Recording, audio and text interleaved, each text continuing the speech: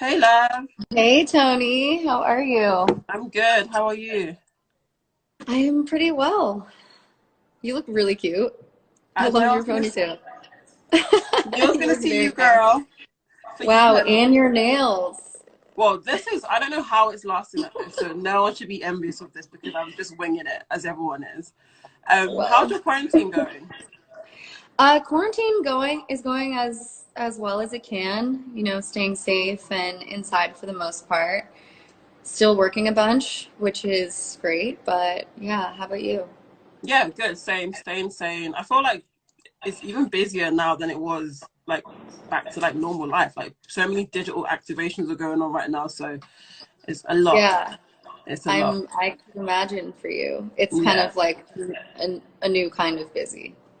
Which is good. We welcome it. Have you done anything creative at the moment? Like, how are you staying creative at this time, in terms of just yeah, So I'm very schedule regimented. mm, So I still am trying to maintain some sort of semblance of a schedule like I was before. And, like I said, I still have a lot of work to do.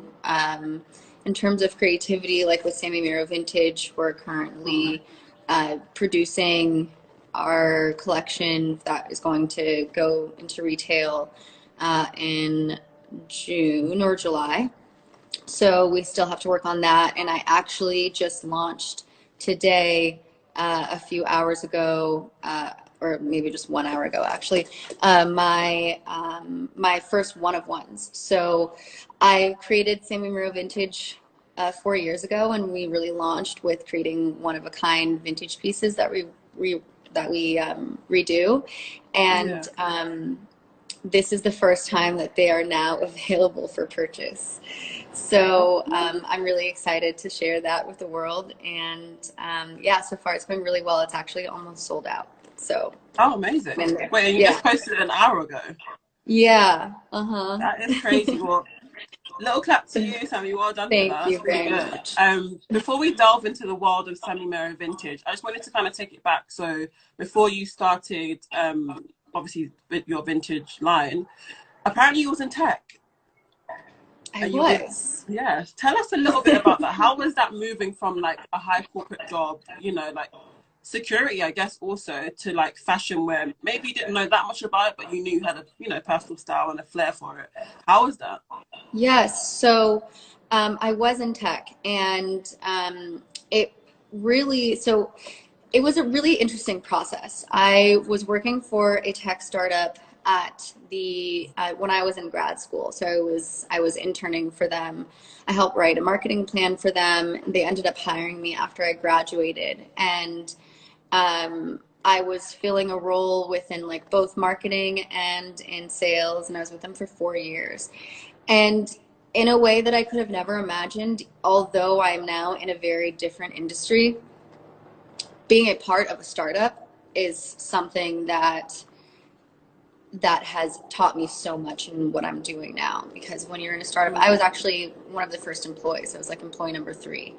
And I was with the tech startup from like, we used to sit uh, in the living room of one of the founders, when it first started, and work Mm. on the project. And so being there from ground zero, and 4 years later, we're in a global brand, and learning the process and wearing all of Mm. those hats, you learn how to do a little bit of a lot of different things. And then being an entrepreneur, it's the exact same thing. You have to wear all of the hats and play all of the roles. So Yeah. it was a really phenomenal experience. And how was that leap into fashion? Was you scared? Because obviously, like, I mean, fashion, you don't have to actually study or anything like that. I mean, people say work experience is the best kind of experience, but obviously coming from tech where you didn't maybe get that experience hands on, was it very much like learn as you go? Was you kind of just teaching yourself kind of everything you know? Because you started doing a bit of like styling placements and stuff, right, in the beginning too. Yes, 100%. I have zero education in fashion. I've been, when I started Sammy Miro Vintage, I was just winging it, and Mm. all of my designs really just come from my heart and from, the vision that I have, and not from anything educational, or, Yeah. not from, you know, So it's been a really incredible learning process. When I started, I wanted to take my time and really understand how the industry worked. So instead of just like jumping in, maybe getting an investor and you know, getting someone to partner with who was very familiar with the industry, I wanted to learn for myself every single aspect of the supply chain and the every process of every aspect, even building the website. So yeah, it was scary. And also, you know, my family thought I was crazy to get rid of, you know, a secure corporate job with, you know, healthcare and a steady paycheck. But, you know, there comes a time in your life where you have to decide, do you want to just go for something, go for your dreams, and, you know, fall back on maybe what you've built for yourself already if it all fails, or do you want to regret it for the rest of your life? And I chose not to regret it for the rest of my life. Well said. Well said. That's some good advice, because I guess like it must have been such a scary time, like you said, healthcare, all that jazz, going into just like little old me doing this big brand. In terms of like vintage, how did you fall in love with vintage? And do you have like a favorite vintage piece in your closet at the moment of all time? Yeah, I mean, in terms of my favorite vintage, that changes every single day as I'm you know, in the thick of it at all times. But I have something I can show you. But I fell in love with vintage at a very early age. I was about 14 years old, and I started wearing vintage to kind of like keep up with the cool kids wearing the cool brands. And I was like a very shy, self-conscious girl, so I didn't have, you know, anything to stand on or anything to feel comfortable. So I was kind of like following, you know, as a kid, following like what the older cool kids were doing. And but I didn't have the money to be able to spend throw $100 on a shirt or whatever it was. So I found thrifting and vintage as a means to kind of be able to like wear those cool brands, but without having to spend a lot of money. So my pieces were like, had holes in them and discoloration, and back then this was not cool at all. You know, wearing like clean, nice clothing was what's cool. And in that process of knowing that I was the only person in the world who was wearing that exact shirt with that hole right there, gave me the confidence to become the woman that I am today. And so vintage was important for my entire teenage life and adult life, and I really had no idea that it would eventually turn into my company. Yeah, it's amazing. What piece do you have to show us in terms of? So I've really been into recently reworking vintage motocross jackets. So like one that I'm wearing right now. Let's see. This is a fab jacket. Thank you. Is so it's like a triple XL jacket that I cropped and, you know, sewed crazy, and you know, put my little vintage denim piece right there. And yeah, and then I also have one of the first designs that I ever made was a vintage denim made out of vintage Levi's, or bomber jacket. And so this is kind of like another version of it that's like more feminine and sexy, but still, my thing is like, I was raised by men, so all of my hand-me-downs were men's clothing. And so now when I design and all of my one-of-ones, I would say like 80% of my pieces start as men's pieces, and then I reshape them to have a more feminine fit. So there's always a juxtaposition between masculinity and femininity with my pieces. And yeah, it started as a young age and persists today. But yeah. So people watching, what tips can you give us? Because everyone in the comments has been like vintage queen, which we can see. What tips would you give us in terms of like buying vintage whether it's just like that denim jacket or if it's like a, you know, older piece from like an actual designer, what tip would you give? Yes. Well, vintage can be overwhelming for a lot of people, especially like going into a thrift store and it's like, you know, crazy, massive, a million things piled on a rack. I would say if you're going into a vintage store like that, like a more thrift store where it's kind of a shit show in there, I would say go to the store with something in mind of something that you like. So like whether it's t-shirts or a leather jacket or a denim jacket, start in that section and then move on from there if you feel comfortable. So if you go there with something in mind, then it'll seem less scary. Other than that, if you're into more of a curated environment, then I mean, that's fairly easy. That's just like going into any boutique and you see like all of the beautiful luxury brands. But you know, for me, vintage isn't about the designer brands. They're beautiful and what I love so much about vintage is the fabrics and the construction is unmatched today. You know, especially with fast fashion ruining the planet. It's just, you know, a lot of garbage and disposable items. But back then, people didn't have 50 shirts. People wore a small handful of things and cherished them. And so it was a completely different mentality. And so it shows in the quality of the garments. So really, you know, you can go and find something for like $2, and you can find something for $2,000, and there's a story behind all of it. Yeah.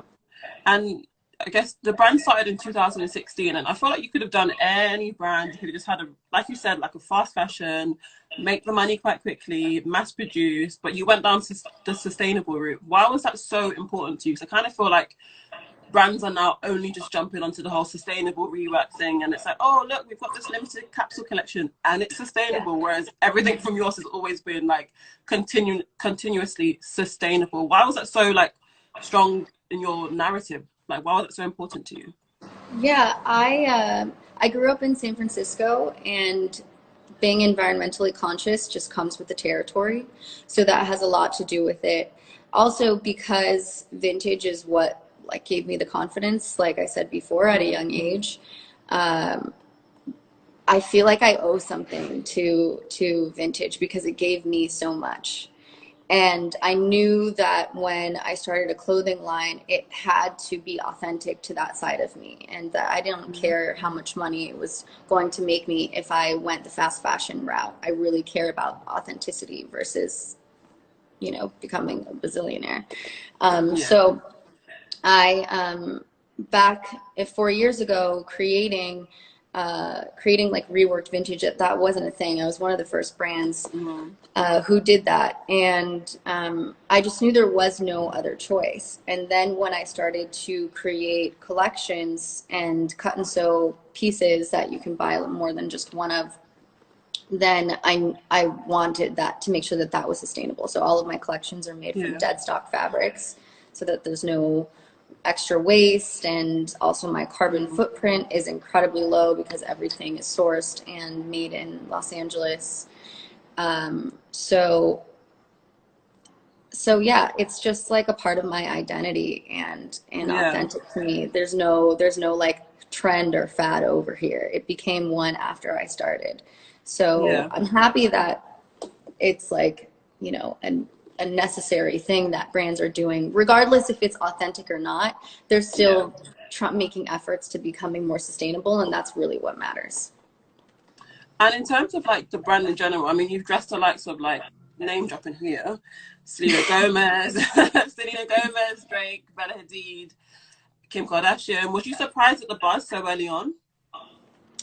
Yeah, you know, like I said, I have no real background in fashion. So when I started my clothing line, I had no idea I mean, it's like with everyone, when you start a company, You can do market research and you can figure out if there's a need in the market, but you never fully know until you launch it. So when I launched, I had no idea if like I had a different perspective or if what I was doing already exists or, you know, if it was garbage. And the fact that I've had so much organic movement with like such influential people means the world to me. You know, Yeah. there's continuous support from them and a lot of repeat customers because, you know, it has to mean that I'm doing something right. So that was very amazing to know that. No, it's really amazing stuff. And then also for Heron Preston's SS20 menswear collection, you guys collaborated on a few women's wear looks. Tell us about that. Yeah, How was so that? Like, how did that collaboration come about? yeah, so we ended up making almost a 30-piece collection. It came Mm, about actually because Heron's girlfriend, Sabrina, is told Heron about me and Sami Miro Vintage because Heron is, you know, moving in also like an eco-friendly, making eco-conscious efforts now. And yeah. so she thought that if we collaborated together, you know, that he could, you know, just like be an even more of an effort for him to show Mm, that he's now working with sustainable brands as well.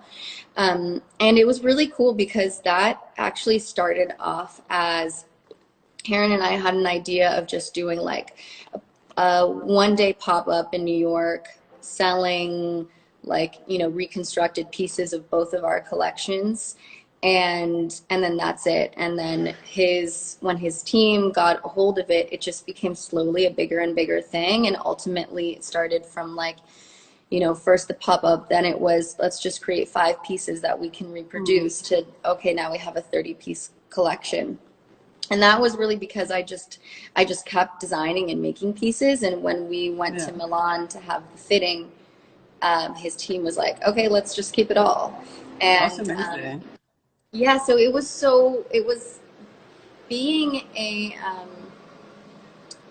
being on the runway was never something I thought was going to happen for me or even like really wanted. Um, but or was even a goal of mine. But I Mm. mean, watching my pieces walk down the runway in Paris was one of the coolest things I've ever experienced. That must have been amazing. I'm going to pull Yeah. up some of the pictures so people can see. Bear with me. I'm you know, figuring out all this live situation. Now, this piece here is a mini dress. Talk us about this piece.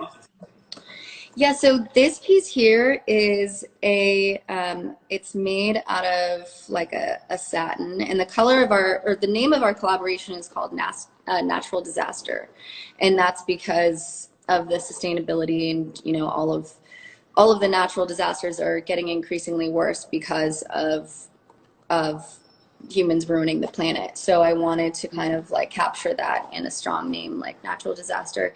And the color of the collaboration is that like seafoam green. So this is like a very feminine, elegant piece that, you know, a short, like silky satin dress, and it has like a really cool masculine hardware in the back. You can't see in this photo, but it has like also denim accents in there. All of the piping is made from denim, and vintage denim is, you know, my signature. So Mm. so yeah, that's that piece. And you can see the tags on the collaboration. Like Heron's tags are normally all orange. Our tags are Yeah. half orange, half green. Nice. And then this look here too. Yeah, so this pair of jeans, one of my favorite. They're one of my favorite jeans. They're really cool. They have that extra waistband around the waist to kind of like give you a tiny waist shape, and also it's like a design that's I've never seen before, anything like it. It also has a side pocket on one of the hips, which is a signature thing that I do with my vintage denim.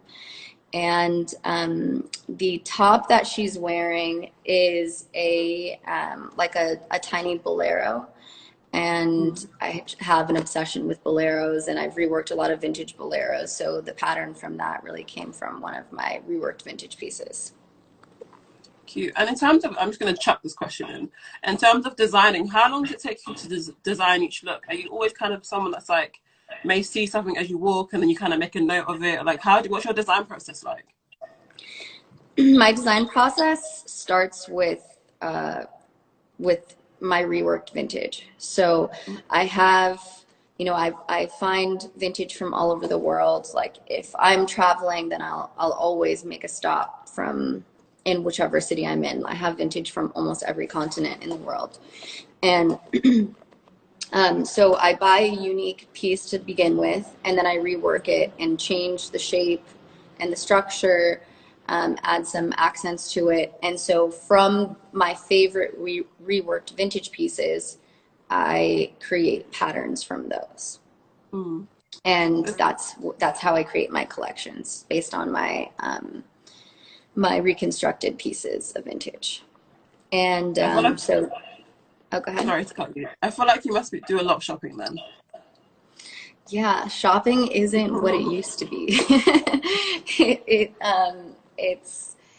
It seems like a dream that, you know, finally, like, I love vintage so much. Now I get to go to all of these like crazy vintage warehouses that you know, you have to wear like a mask and gloves. Well, now we all have to wear masks and gloves, but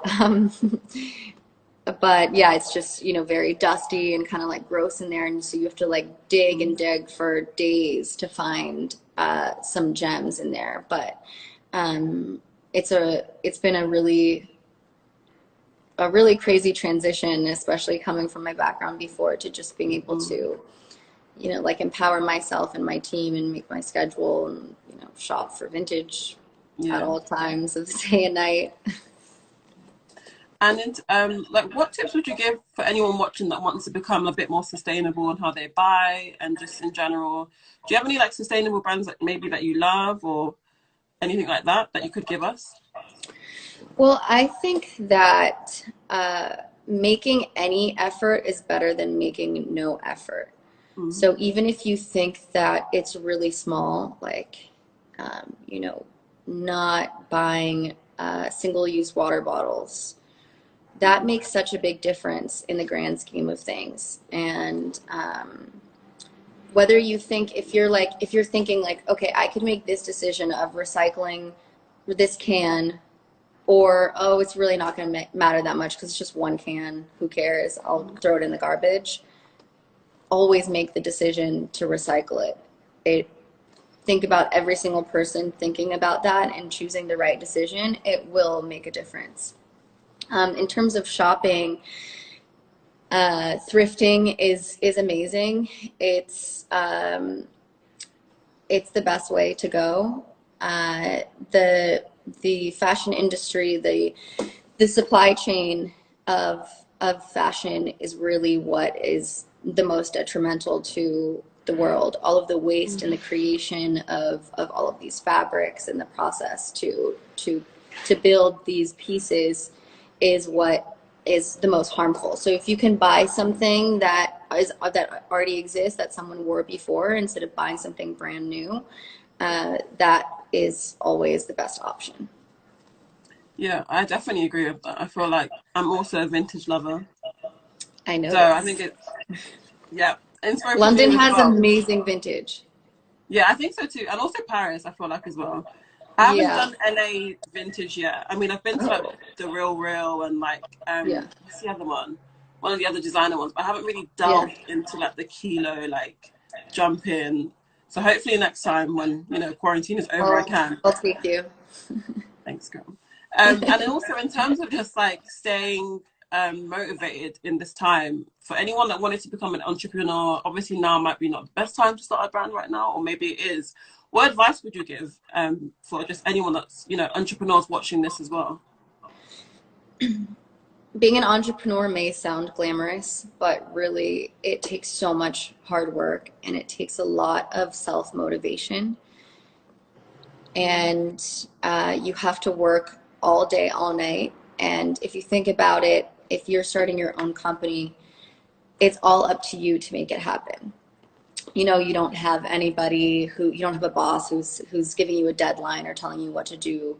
It's really all up to you. So if you have an idea and you think it's a great idea, I would also recommend asking everybody you know, because sometimes we have ideas and the market isn't ready for it. And if it's not, it's better to maybe move on to a different idea instead of spending all of your money on something that, you know, everyone keeps telling you they're not into. Once again, you know, if you do make that decision, you could end up becoming a billionaire if you go against what everyone else is saying. But I'm just saying on an entrepreneurial standpoint. But yeah, I'd say do something that's authentic to you. Do something that you truly believe in, that you can spend all of your waking hours thinking of. I think that's super, super important. You have to be like super passionate about it, don't you? Or else it's just not gonna go, you know, it won't work. And just another quick one before we wrap it up. In terms of like the digital space that we're going through, how do you think fashion is going to come out of this? Because I think we've got fashion weeks cancelling left, right, and center. I mean, no one can really actually, you know, go to the shoots or do any of these things. What do you think's going to, I mean, what do you predict for the future in terms of fashion? Yeah, I mean, that's such a difficult question, because we're all in this place where we're kind of, it's really up to us.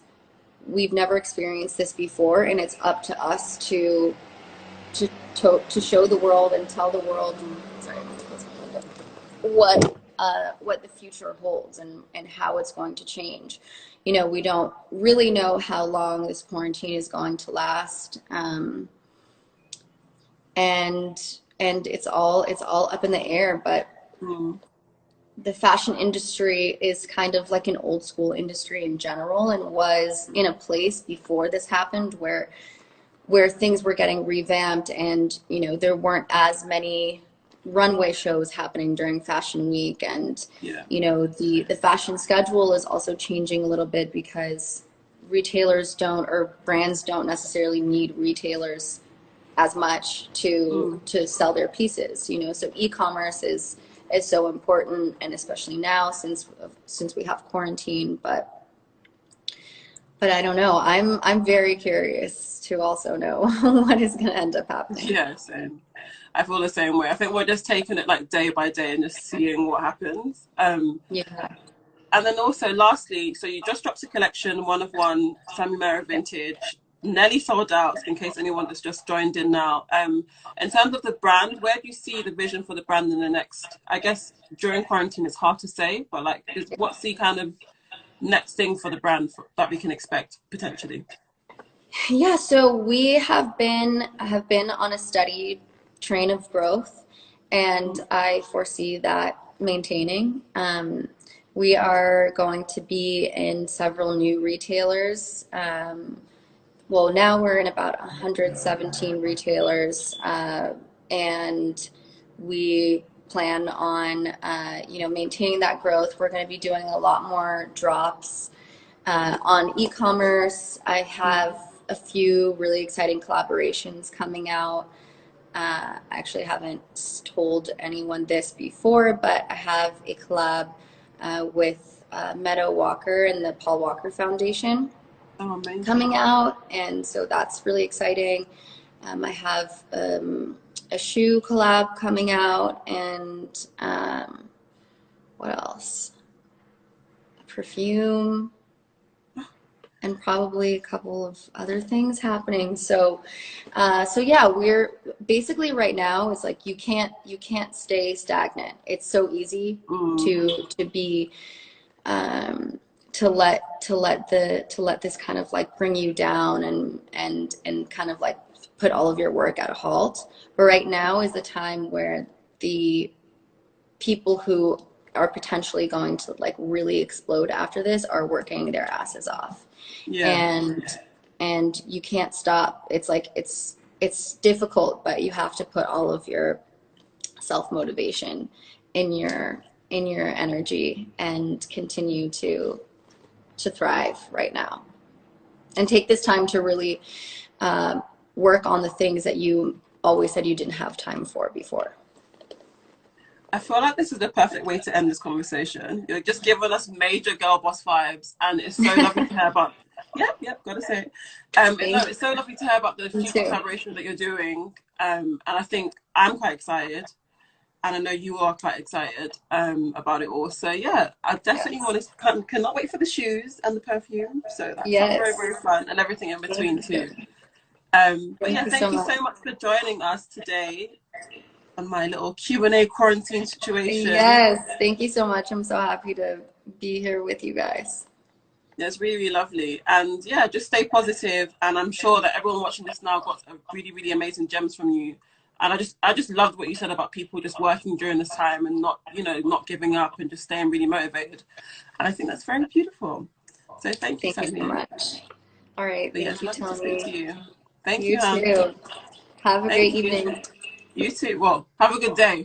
Yes. See you later. All right, see ya. Bye.